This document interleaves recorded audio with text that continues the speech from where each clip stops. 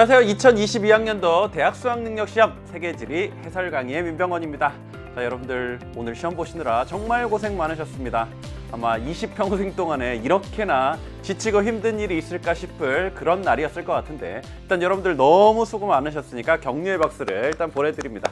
그간 선생님과 함께 열심히 공부한 것들이 여러분들 충분히 좋은 실력으로 발휘돼서 좋은 점수를 얻을 수 있었기를 바랍니다. 사실 이 강의는요, 우리가 수능을 해설을 하는 강의잖아요. 그러다 보니까 사실 수능을 방금 막 마친 그런 수험생들이 잘 들어와 보는 강의가 아니라 이 다음에 고3이 되기를 기다리고 있는, 그러니까 고3 예비 학생들이라고 볼 수 있죠. 그런 학생들이 공부 차원에서 들어와서 듣는 경우가 더 많거든요. 그래서 선생님은 이제 예비 고3 학생들이 앞으로 세계지리를 어떻게 준비했으면 좋겠다라는 것을 조금 더 녹여가지고 여러분들에게 설명해 드리도록 하겠습니다. 자, 이번 시간은 총평이고요. 이 시험이 전체적으로 어떻게 출제되어 왔고 어떤 출제 경향이 있는지 그런 것들에 대해서 소개를 해드리고 있거든요. 자, 선생님과 함께 먼저 총평부터 살펴보도록 하겠습니다. 자, 일단 이 대수능은요, 기존 수능이나 기출하고 비교해 봤을 때 그다지 어렵지 않은 그냥 평이한 수준으로 출제되었다라고 볼 수 있습니다. 기존의 기출들 비슷한 수준으로 출제됐다라는 거죠. 그러니까 사실 이 정도 문제라면 1등급 컷 50점이 되어도 별로 할 말이 없을 정도의 그런 수준이거든요. 그러니까 그냥 무난했다, 평이했다 이렇게 생각하시면 될 것 같아요. 자, 하지만 선생님 저는 수능시험을 보고 온 고3인데요. 진짜 이거 막 수능을 막 이렇게 긴장 속에서 풀다 보니까 아는 것도 생각이 잘 안 나고 막 되게 긴장되다 보니까 이 부분이 무슨 말인지 잘 모르겠고 막 이런 적이 있었어요 라는 학생들도 분명히 있습니다. 왜냐하면 긴장감이 굉장히 극도에 달해 있을 때다 보니까 아는 건데도 이 말 읽었을 때 이게 잘 안 와닿고 분명히 A라고 서술되어 있는데 이게 나는 읽다 보니까 B라고 판단하게 되고 막 이런 현상들이 생기게 되거든요. 사실 그렇게 해가지고 여러분들을 걸려 넘어지게 하려는 그런 선택지들이 좀 몇몇 보였습니다. 하지만 이런 것들 빼고는 전반적으로 막 손도 못 대게 어려운 정도, 아니면 기존에서 절대 못 봤던 이런 완전 참신한 신유형의 문제, 이런 것들은 사실 없었다라고 볼 수 있거든요. 자, 그 다음 세 번째, 우리 세계지리에서 좀 상당히 내용도 어렵고 그리고 공부할 양이 많은 것이 바로 기후인데요. 기후는 그간 중단원별로 한 문제씩 이렇게 출제되는 경향이 강했습니다. 그러면 열대기후에서 한 문제, 온대기후에서 한 문제, 그리고 건조 및 냉한대기후에서 한 문제, 이런 식으로 출제되는 경향이 굉장히 뚜렷했는데 최근 들어와서 이 출제 경향이 좀 바뀌고 있습니다. 그래서 이제는 여러 기후를 한 문제에다가 때려 담아서 종합적으로 여러 가지를 비교 분석할 수 있는 그런 능력을 갖춘 학생들이 맞출 수 있는 그런 문제로 바뀌어가고 있거든요. 그래서 5번과 16번과 19번 문제 모두 기후와 관련된 문제들인데 어느 하나도 하나의 기후를 자세하게 물어보는 이런 문제들이 아니었어요. 전부 다 3개 또는 4개 이상의 이런 기후들이 함께 담겨져 있는, 그래서 모두를 알고 모두를 어느 정도 비교를 할 수 있어야 맞출 수 있는 그런 정도 수준의 문제였다라고 보시면 되겠습니다. 요거는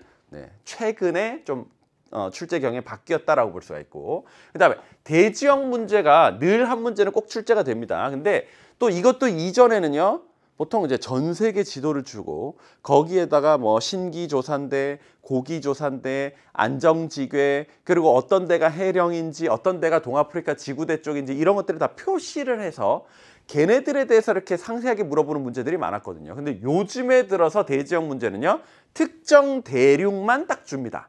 특정 대륙에서 신기조산대, 고기조산대, 안정지괴, 거기에 또 해령이 있거나 지구대가 있으면 그런 것들 좀 표시하고, 그런 식으로 물어보는 특정 지역 대상의 대지형 문제로 출제 경향이 좀 넘어왔다, 이렇게 보실 수가 있고, 이번 수능에도 그렇게 출제가 되었습니다. 그 다음, 자, 종교 문제가 늘 한 문제씩 꼭 출제가 되었었거든요. 근데 이번에는 선생님이 눈 씻고 찾아봐도 종교 단독으로 출제된 문제가 없는 거예요. 근래 몇 년 동안의 수능, 그리고 근래 몇 년 동안의 모의고사에서 이랬던 적은 단 한 번도 없었습니다. 항상 종교 문제, 인구 문제, 그리고 도시 문제, 거기다 식량 자원, 에너지 자원은 무조건 한 문제씩 출제되는 단원이었거든요.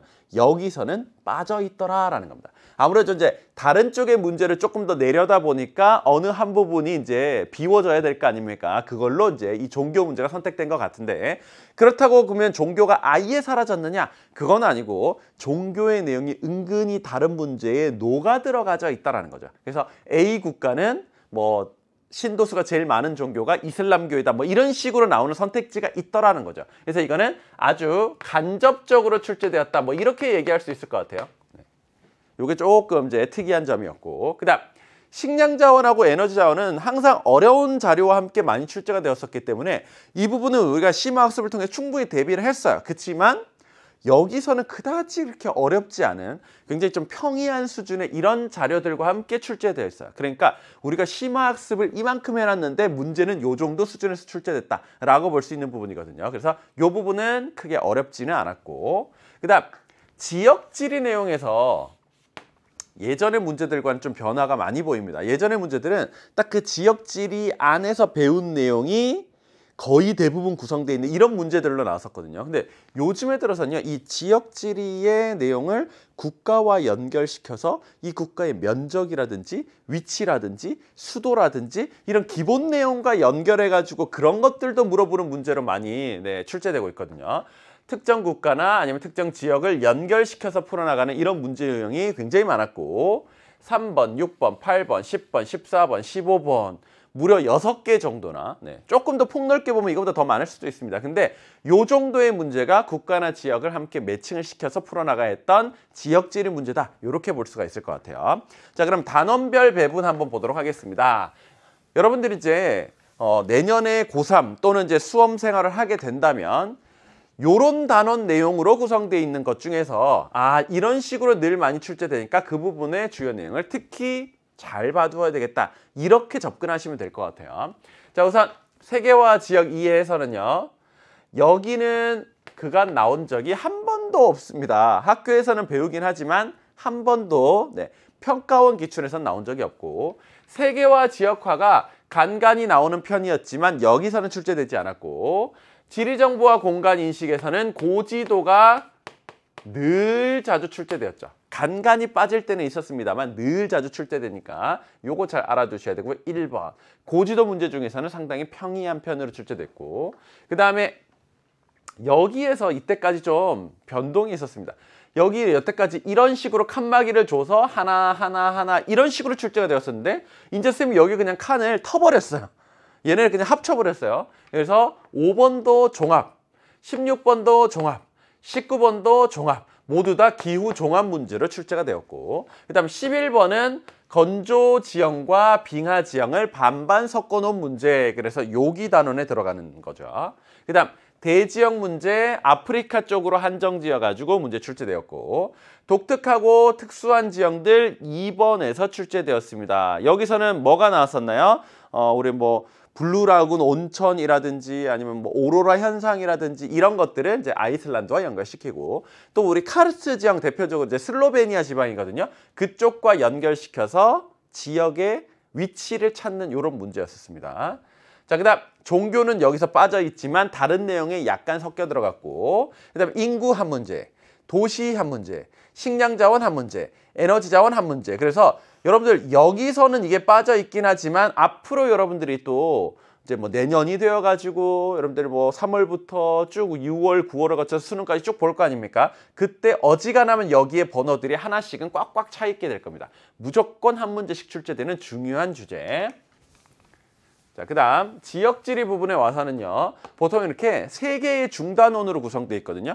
그 중에서 많이 출제되면 2문제, 적게 출제되면 1문제, 이렇게 볼 수가 있습니다. 자, 몬순아시아에서는요, 자연환경에 적응한 생활 모습에서 1문제, 그리고 산업구조 부분에서 1문제, 그리고 이런 데가 이제 뭐 지역 갈등 사례 이런 것들이 많이 나오는데 여기선 출제되지 않았어요. 그렇죠? 그 다음 건조아시아와 북부아프리카에서는요, 여기에서도 출제되는 문제들이 꽤 있는데 여기 거는 직접적으로는 아니고, 자, 자원하고 산업구조 요 부분에서 2문제나 출제되었습니다. 그래서 요거는 2문제가 요 단원하고 직접적으로 관련이 있다라고 볼 수가 있고요. 사막하는 단독으로 나오거나 이렇진 않고, 요거는 뒤에 나오는 환경 문제 있죠. 네.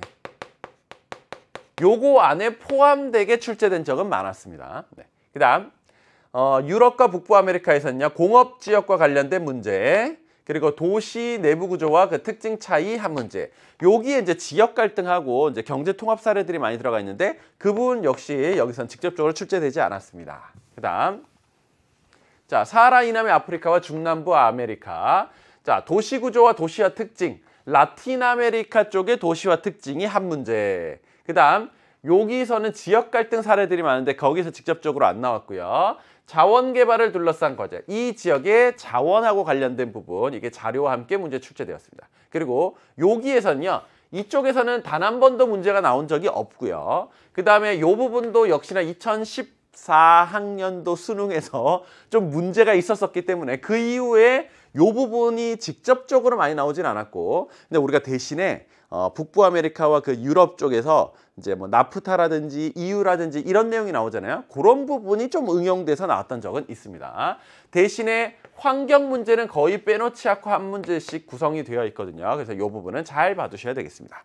자, 이런 식으로 단원별 배분은 쭉 보니까 앞으로 여러분들이 어떻게 공부를 해 나가야 될지에 대해서 감이 오시죠. 그렇죠? 자, 중요한 단원들 위주로 한 문제씩 출제가 되고 있기 때문에 그런 부분의 내용 중에서도 특히나 강의에서는 핵심적인 내용, 핵심적인 자료 위주로 설명을 드리잖아요. 그 부분을 여러분들이 앞으로 잘 공부해 나가시면 되겠습니다. 자, 그럼 여기까지 이제 총평 살펴봤고요. 1번부터 20번까지의 문제는 우리가 다음에 해설편에서 살펴보도록 하겠습니다. 그러면 여러분들 바로 해설편으로 넘어오셔서 한 문제 한 문제 차근차근 풀어보도록 할게요.